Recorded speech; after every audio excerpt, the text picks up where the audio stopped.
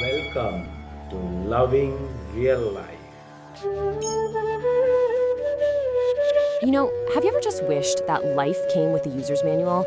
Some kind of guide for all the big, confusing questions? Well, according to some very ancient wisdom, one actually exists. And today, we're going to dive into the Bhagavad Gita and look at it as exactly that, a practical handbook for the soul. And it all kicks off with a question that, let's be honest, we rarely stop to ask ourselves. Who are you, really? I mean, beyond your name, your job, all your relationships, who is the you that's actually experiencing all of this?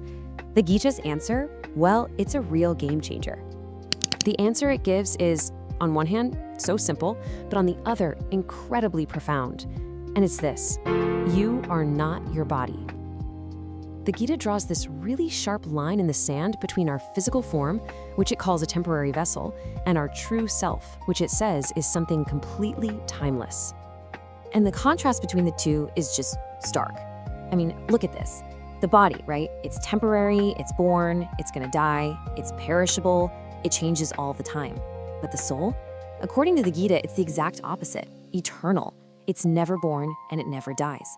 It's the indestructible, unchanging consciousness that's actually animating our physical form. So to explain this idea of reincarnation, the speaker of the Gita, Lord Krishna, uses this really simple, brilliant analogy. He says the soul just accepts a new body, kind of like how we take off old clothes and put on new ones. It's framed as this totally natural transition, not some scary end. Okay, so what is this soul then?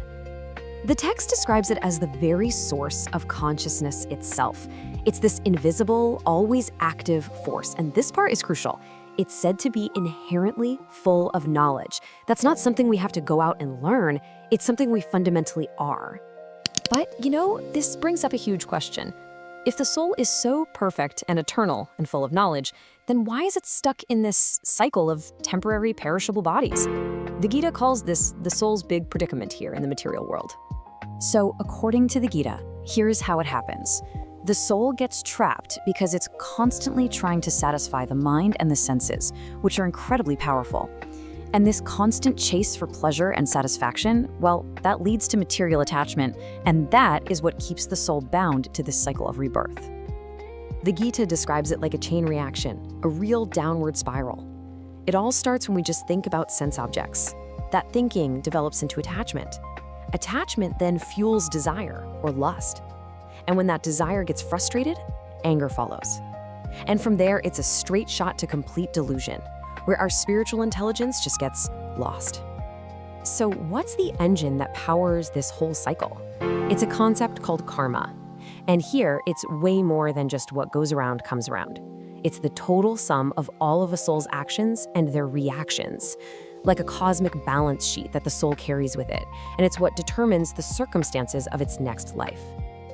Okay, so that's the problem in a nutshell. We're an eternal soul, trapped by this thing called karma, in a repeating cycle of rebirth. So, what's the solution? How do you get out? This is exactly where the Bhagavad Gita presents itself as the official guidebook, the manual for escaping this reality. And what's really interesting is that the text itself tells you how you're supposed to approach it. It says its true meaning isn't really found through, academic debate or just making up your own interpretations. It says to understand it, you need a receptive mindset, basically to accept the authority of the speaker to really grasp the message. So who is this speaker? He's called Bhagawan, and that's a title for Lord Krishna. And it's not just a name, it has a very specific meaning. It refers to the one person who possesses all wealth, all strength, all fame, beauty, knowledge, and renunciation completely. So it's positioning him as the ultimate authority on this wisdom. So we've got the problem laid out, and we've got the guidebook. The next logical question is, how do you actually get free? Let's get into the practical, step-by-step instructions the Gita gives for the soul to untangle itself from this material world. The journey starts with the mind, which is the very thing that got us into this trap in the first place. The Gita presents the mind as a choice. It can either be your worst enemy or your best friend. If it's uncontrolled, it just leads to total havoc. But when it's tamed, it brings peace. So, how do you tame it? Well, the text says that trying to control the mind by sheer force is pretty much impossible. The recommended path isn't to empty the mind, but to engage it, to fill it with something higher. And this practice is called Krishna consciousness. A really key part of this is something called yajna, or sacrifice. Now, this doesn't mean what you might think. It means performing your actions for a divine purpose, for the satisfaction of the Lord. And for the age we live in now, the text recommends one specific yajna above all others, the chanting of holy names. And this path is described in super practical, everyday terms. We're talking about performing your work as an offering, not just for personal gain. Chanting specific mantras, even spiritualizing simple daily acts, like eating, by first offering your food as a sacrifice. And here's a really encouraging piece of advice from the text. You don't have to be perfect. It actually promises that even one small, sincere step on this spiritual path has the power to protect you from the biggest, most dangerous kinds of fear. Okay, so we've got the path, we've got the daily practices, but where does all of this actually lead? What's the final goal? What is the ultimate destination for the soul after this long journey through the material world? The destination is called moksha, which translates to liberation, and it's defined as complete and total freedom. Freedom from worldly anxieties, from physical limitations, and ultimately freedom from the cycle of birth and death itself. So what does being liberated actually feel like? Well, the text says it's not about losing your identity or emerging into some cosmic void.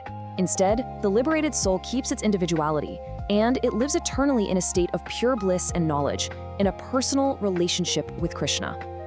And after laying out this entire epic journey, the Gita's speaker offers one final direct promise. It's a call for surrender, and it comes with this incredible assurance that all your sins, all the consequences, will be removed, and that there is absolutely no reason to be afraid. So in the end, when you really boil it all down, the entire journey of the Gita is about one thing: a profound shift in focus. A shift away from the temporary body and all its attachments, and toward our true identity as the eternal soul and its ultimate spiritual destination. Which, of course, brings us right back to you. The Gita lays out this incredible map, this one path with one destination. Its core idea that you are an eternal being on an epic journey, well, it leaves us with one final massive question. If that's true, what is your ultimate destination?